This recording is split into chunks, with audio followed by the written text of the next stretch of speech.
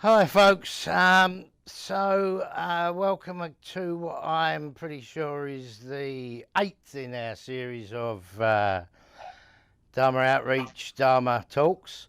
I'm afraid you've only got me today. Marshall can't be with us. But we do have a very special guest back on the show. Jess, thank you so much for agreeing to come back on. I really appreciate it.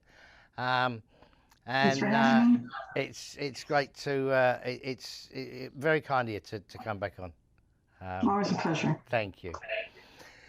So I think I think we'll do something a little bit different today, and really from my point of view, quite self-indulgent, really,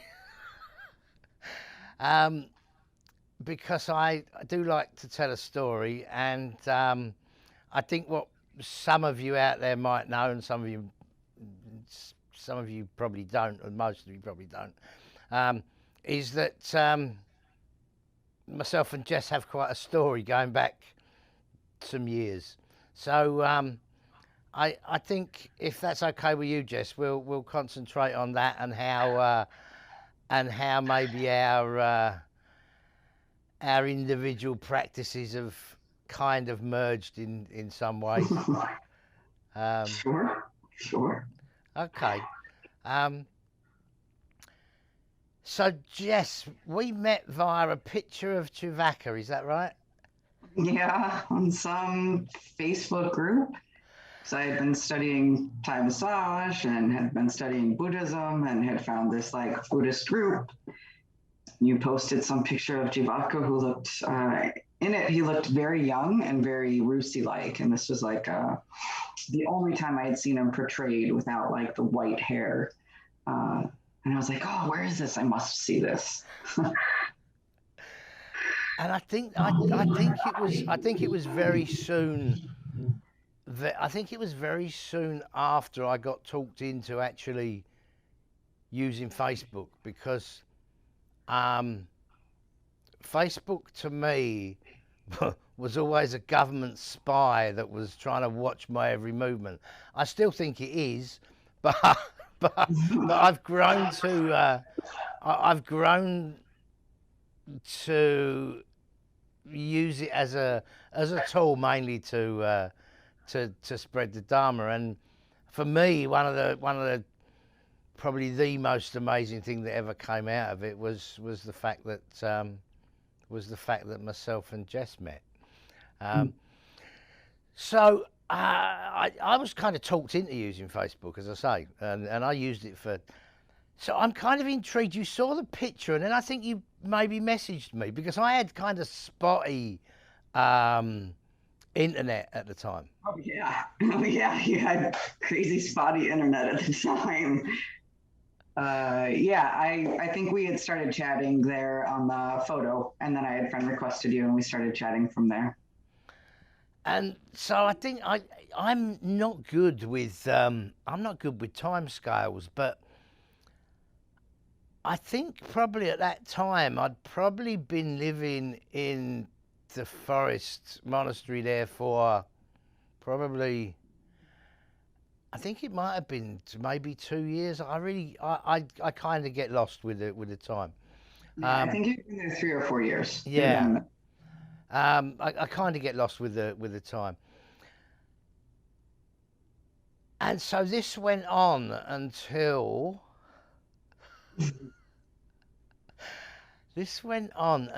you came to Chiang Mai, yeah? Yeah, I came to Chiang Mai with Thai massage group, and I had really only seen Bangkok and Chiang Mai, and that was it. And Bangkok only very briefly. I was very unfamiliar with anything outside of Chiang Mai at all, and I was still brand new to Chiang Mai. And I think you had explained that it was a bit of a trek to get to where you were, but I was so determined. Right. And I actually I think I've said this to you, but I don't know if I have. So I'm going to say it now in case I haven't. At the time, I'd had a few people that had um, that had got in contact with me and wanted to come and stay at the temple there. and I'd gone through an elaborate process of trying to make this happen for people, and no one had shown up. So I don't even know if you know this. You might do. I can't. My memory's terrible. But by the time that you were so interested in coming, I was kind of like, yeah, whatever. Yeah. Because I'd kind of gone through this so many times. Yeah, you were in a real I'll believe it when I see it sort of place. But you were happy to give me answers to anything that you could answer. But the task of getting from where I was to getting to you, I don't know. I figured I could like hop a ride or catch a bus. I really thought it would be much easier than it was. Well, ironically, it got easier because they started running because I've got it. They started running a bus from Chaiyapoom to Chiang Mai, but that was after you visited. So you had quite a traumatic journey in a pickup truck that wasn't really. Oh my God. Yeah. Okay. So first of all, I had asked Monchai, my tattoo artist, for help getting to Chaiyapoom. I was like, how do I do this? I went to all of the different travel agents and ticket agencies, and they were like, no, we're not going to help you get there. Nope. And I was like, but I need to get there. How do I do this? And he was like, no. He's like, what, you want to meet a monk? I'll take you to meet a monk. I'll take you to meet my monk. But like, he was so against helping me. And he saw that I was determined. And he was like, well, you're going to fall on your face if I don't help you. So I'm going to help you. And he took me to the bus station, and he went to the ticket counter, and he helped me get the right ticket. And then he came back with me to the bus station on the day that I was leaving, and he talked to the bus driver, and he was like, this girl needs to get off at this stop, because I needed to get off at like, I don't know, I think it was like 2 or 3 o'clock in the morning. And he needed to call me a driver who needed to take me another 2 or 3 hours to you. And he needed to give this driver directions on how to get to you. But we didn't have any of that like worked out, and I had no idea that like where I was getting off the bus, it was going to be like the middle of the night in the middle of nowhere. This guy shows up, his transmission is shot, and he is like grinding through those gears. You can hear it. He must make like a million wrong turns. He pulls over and must ask like 7 or 8 different like groups of people how to get to this temple, or where is this temple. And we ended up finding you because everybody knew that you were the Farang monk. And they're like, oh, it's over here, right? And that's all I had to give was like, it was the Farang monk. We're looking for the Farang monk. Like, it didn't even matter what the name of the temple was. And then we show up, and I get out, and I'm like, okay, this must be the place. I recognize that picture of that monstrous Buddha that's out front. And I get out, and there's a number of nuns outside, like sweeping the steps. And I get out, and I've, got my hat on because it's a pretty chilly morning. And the meishis, they just like surround me. And they're all like telling me to pull my hat off, and I pull my hat off, and they're like ready to walk me off to their quarters because they think I'm there to stay with them. And I had to like kind of explain that I was looking for you. And then I called you in a panic because I was like, didn't know what was happening. And then somebody came and got you. Yeah, that was interesting as well, because I kind of answered your phone call, I think, because I got a knock on my door, and it was I don't know, it was early in the morning. It was 5:30, something like that in the morning. I got a knock on my door by one novice who spoke a little bit of English, who said to me in broken English, your brother is waiting for you at the front. which like kind of threw me, because I don't have a brother. And as I say, I was very blasé about whether anyone was actually going to turn up, because people had got this far before. So I got myself together, and there you were. Yeah. And that's been the start of I don't know how many years now.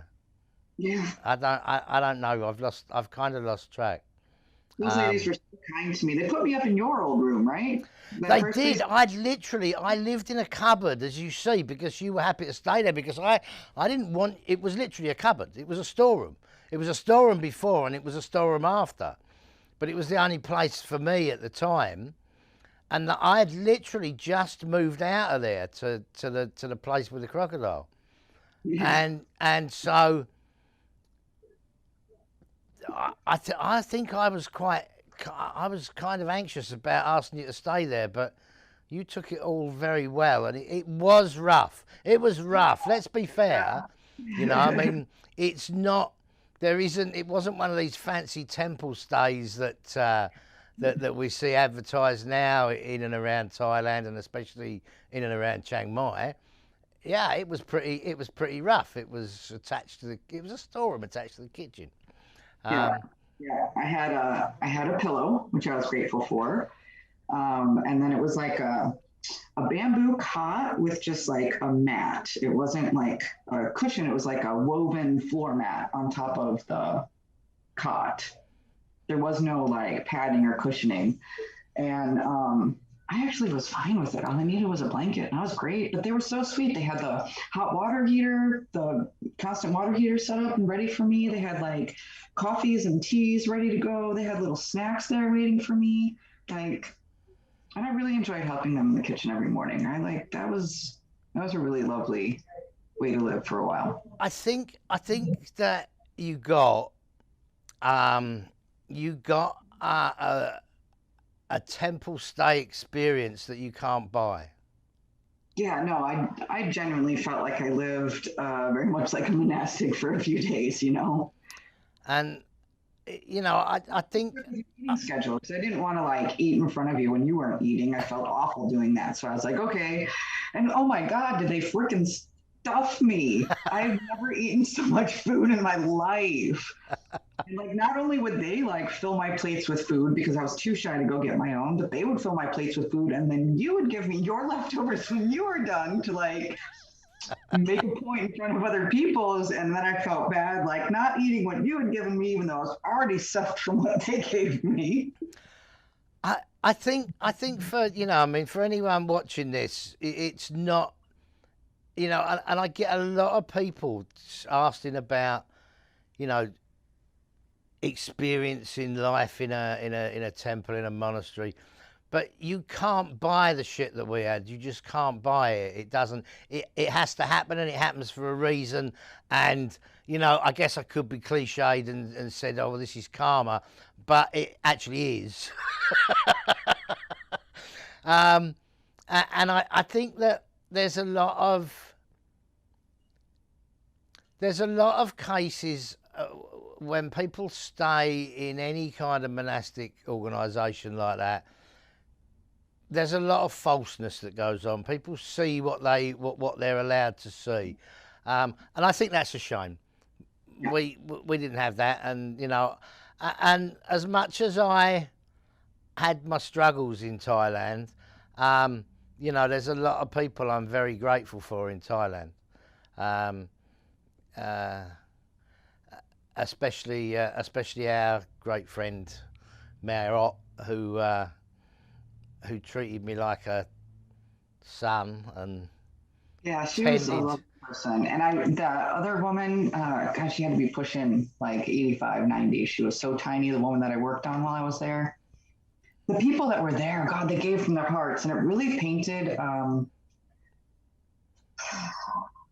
maybe a false expectation that all Thai temples were like that.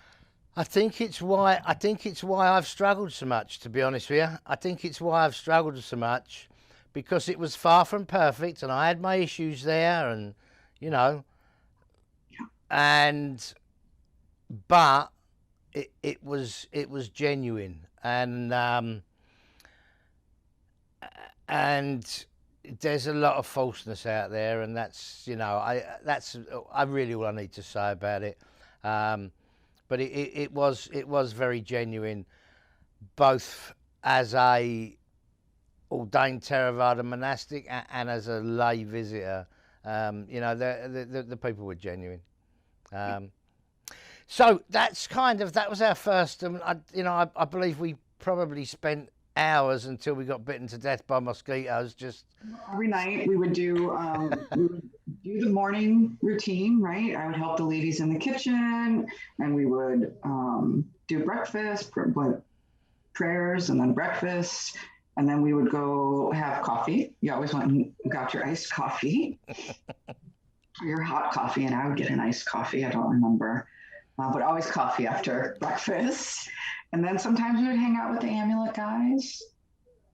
And then we just go sit at your kuti and talk for the rest of the day. We would break to go do lunch when it was time for lunch. We'd lay around again outside after lunch for a second, walk right back over to your place and sit and chat until the mosquitoes were unbearable. And for me, I mean, you know, and I tell anyone anytime I get a chance, but it was a huge learning experience for me. And I know I said last time we talked on here that I've never called myself a teacher, and that's the reason, that's you know, the reason why, because I learn as much from anyone else. And I think there can be this, certainly with a lot of Theravada monastics, there's this barrier between them and lay folks, and I don't, that barrier isn't needed. If you need that barrier as a monastic, you really probably shouldn't be a monastic in my mind. But you know, yeah. I'm gonna stay positive on this one today. So yeah, so it was fantastic, certainly for me, and we kind of went from there. And then I came back again after. That's right. The same trip, even. I think it was the same trip. It was, yeah. Again at the end of the trip. I think it was right at the end of the. It was before you went to the seaside. Yeah. Oh, yeah. Before we went to Krabi. That's it. Yeah. Yeah. And we met this woman at the bus station who was headed to Chayapum, and she spoke English. And we were in Bangkok, and she was like a little shocked that we were headed out that way. So she asked, and when I started talking about you, she was like, "Oh yeah, the Farang monk. We all know him. We all know him." I'm still really well known, you know, for you know, sometimes for the wrong reasons, but in Thailand, yeah, it surprises me, to be honest with you. Yeah, so I went through, and you know, you saw me through some pretty hefty surgeries. And then I lose those first two meetings were so great that I kind of lose track then. And then did you not talk me into going to Chiang Mai? Me in Bangkok, and we went to Chiang Mai together. That's right. Yep. And that's where I met the most wonderful Ajahn Pichet. Yes, and we found the banana. We did, yeah.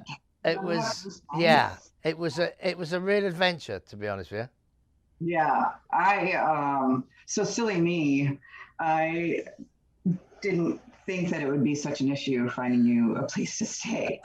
You thought, oh, traveling monk, any temple's going to take you in, right?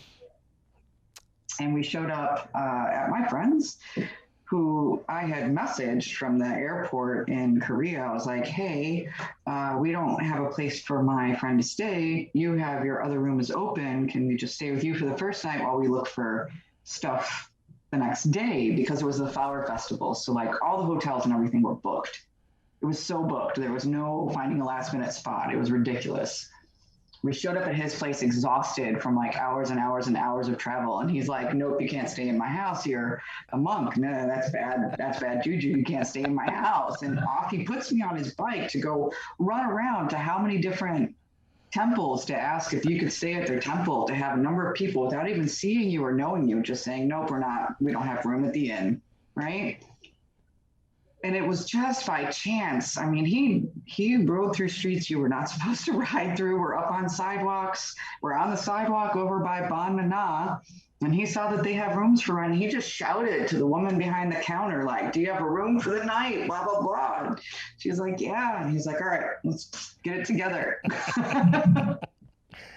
And that was the start of another, another great connection with the people that owned that place. Even when they shut, they used to put me up. because people think that and people still think now, when you tell people, they don't kind of believe it. That if you're a credentialed Theravada monastic, and I've got more pieces of paper than most Thai Theravada monastics have, you can stay anywhere, but that's not the case. As I found out the most recently when I was stuck in London with nowhere to stay when I was waiting to get my paperwork for here.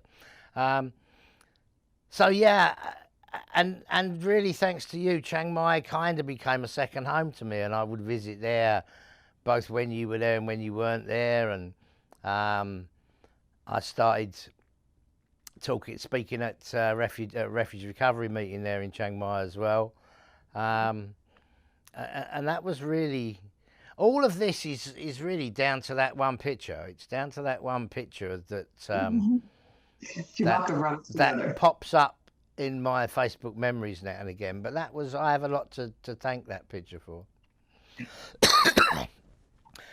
So kind of this went on for a number of years, and then with your help, and I'm just conscious of the time. I've got this big clock in front of me, and as usual, we could go on and on, but we've got about 8 minutes left.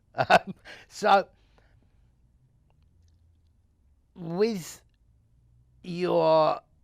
your help, I wouldn't be in the US. But with your help, you finally got me to Chicago. We gathered enough donations to afford your travel and your shipping all your belongings back to the States and putting you up for a while once you got here. And then we just kind of had to have faith and figure it out. Yeah, and that kind of worked out and then kind of didn't. I think I knew I should never have got as involved with another Thai organisation as I did, and but and I said this last time, and I'm going to say it again, and I'll say it again and again. If it wasn't, there was a lot of people helped us, but really, if it wasn't for you setting the ball rolling and doing all that you did, I wouldn't be doing what I'm doing today with Marshall, which is really what I've always been wanting, where my heart's always been. I don't make any.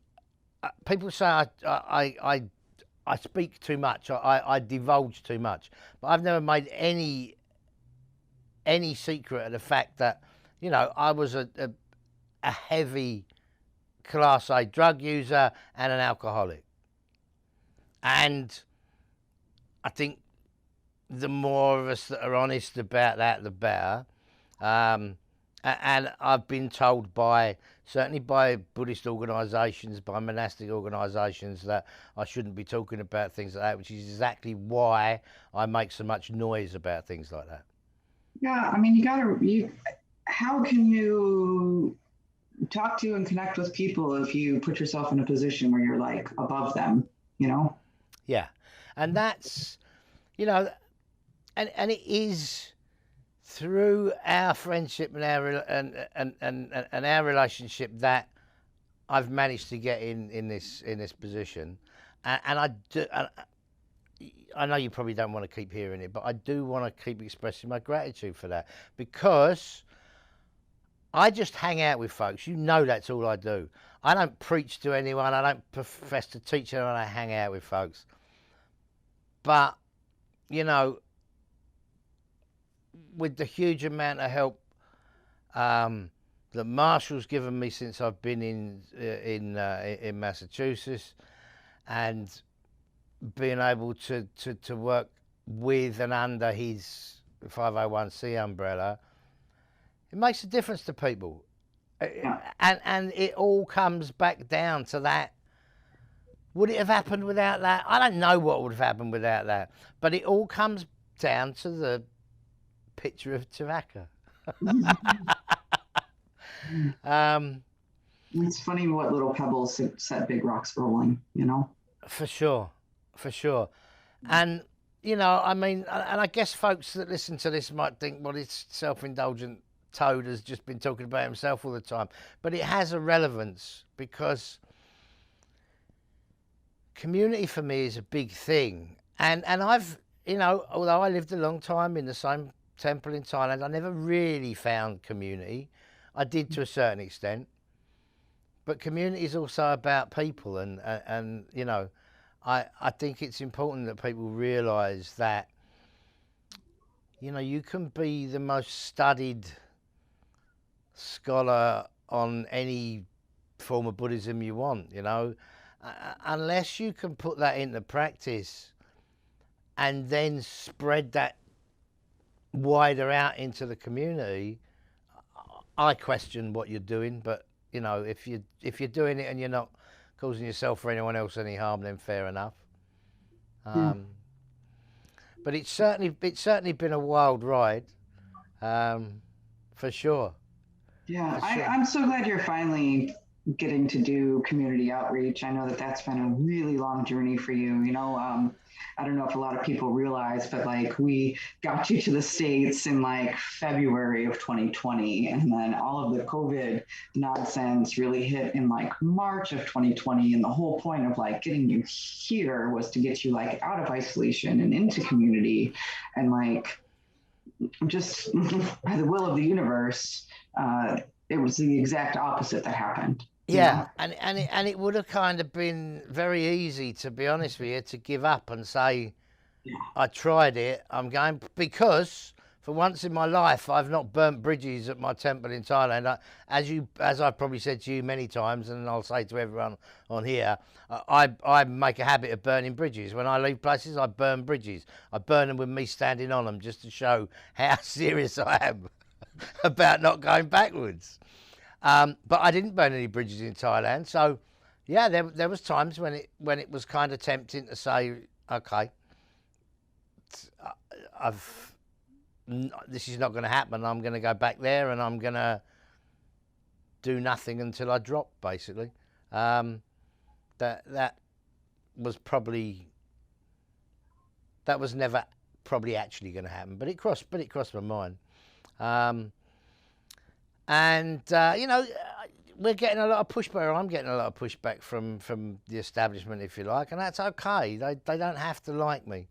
I spoke about this last time about let no two of you go in the same direction, and I don't go in the same direction, but I hope I do some good. I like to think I don't do any harm. Just by taking time to listen to people that don't often get listened to, you're doing good, right? And that's something that you were unable to do in the place that you were at. Like I don't think until I went there that I realized how inaccessible it is for English speaking people to get to, right? And while it might have been the idea to like get English speaking people to that location, it was just too inaccessible then for way too long. And it left you really isolated, which is great for development. It was great for 4 years. It was great. At a certain point before you have to like share those things that you've learned in that time, right? That's exactly my point. That there comes a point where you have to be at least available to people, and I wasn't available there. But it's certainly been a wild ride, and it's not over yet. We'll see. And although I do complain about a lot of the establishment, both Theravada and not, there's still some good folks out there. There's some very good folks out there doing the same kind of work, and hopefully we'll connect with those as well and see how we go. Yeah, I think this is what I think I've come to. There's good folks and poor systems. I think that's a really good way to put it. I think that's a great way to put it. Jess, again, I could go on forever, but we're over time now. And I'm going to do the same thing. I'll try and give you a bit more of a break, but I'm going to ask if it's okay, and I know it is, to invite you back because, I hopefully folks learn something for this. You know, I don't sit here quoting sutras. This I can do that shit. I can do it with my eyes closed. You know, I choose. It's a choice, folks, for not to. But yeah, I hope you'll agree to come back on. Yeah. So, Jess, thank you so much. I'm going to wind it up now. And it's always great just to sit and watch this big screen with you on it. And because I've got a huge screen with you on it as well as a small screen. So I'm sure that it won't be too long before we actually get to hook up in person again. But you take care and thank you again. My pleasure. Thank you so much for having me again. Thank you.